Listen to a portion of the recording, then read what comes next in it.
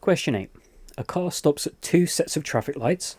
Figure 2 shows a graph of the speed of the car v meters per second as it travels between the two sets of traffic lights.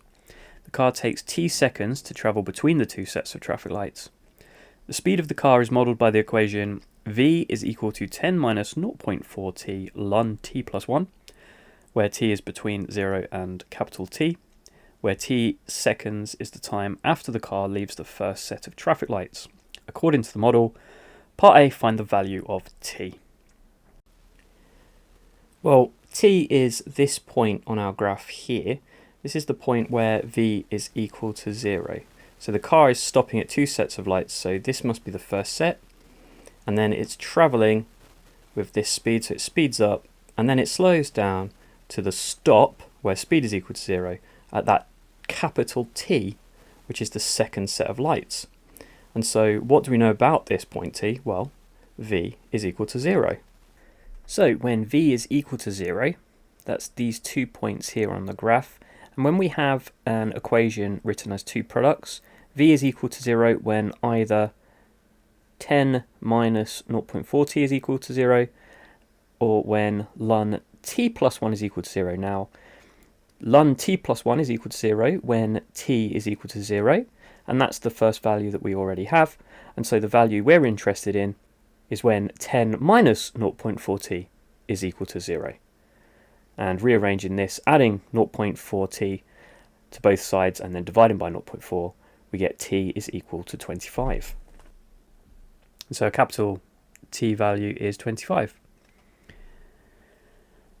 Part B, show that the maximum speed of the car occurs when t is equal to 26 over 1 plus ln t plus 1 minus 1.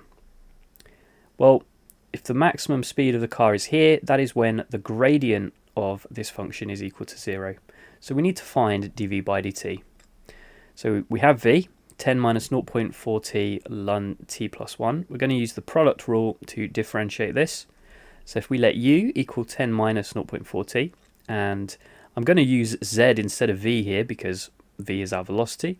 So our second function, z, is ln t plus 1. Then I need du by dt, differentiating u with respect to t. 10 differentiates to 0, negative 0.4t minus 0.4, and then differentiating z, ln of t plus 1 differentiates to 1 over t plus 1. Now putting this together with my product rule, which would be z u dash plus u z dash, gives me a dv by dt of minus 0.4 ln t plus 1 plus 10 minus 0.4 t over t plus 1. Now we want the gradient equal to 0, so we're going to let the gradient equal 0. Therefore 0 is equal to our equation of dv by dt, which we've found. Now we're going to start doing some rearranging of this, because this is our goal. We want this here. So let's start by adding 0.4 ln t plus 1 to both sides. This looks a little bit neater. Now if we multiply both sides by t plus 1, on the left here we've got 0.4 lots of t plus 1 ln t plus 1, which is 10 minus 0.4t. If we divide everything by 0.4, just tidies up the decimals. So t plus 1 ln t plus 1 is equal to 25 minus t. If we expand the brackets on the left hand side here, we've got t lots of ln t plus 1 plus ln t plus 1, which is still equal to 25 minus t. So adding t to both sides and subtracting ln t plus 1 gives us t lots of 1 plus ln t plus 1, which is 25 minus ln t plus 1. Now I can divide by this 1 plus ln t plus 1. And on the numerator here, this numerator of 25 minus ln t plus 1 could be written as 26 minus 1 plus ln t plus 1.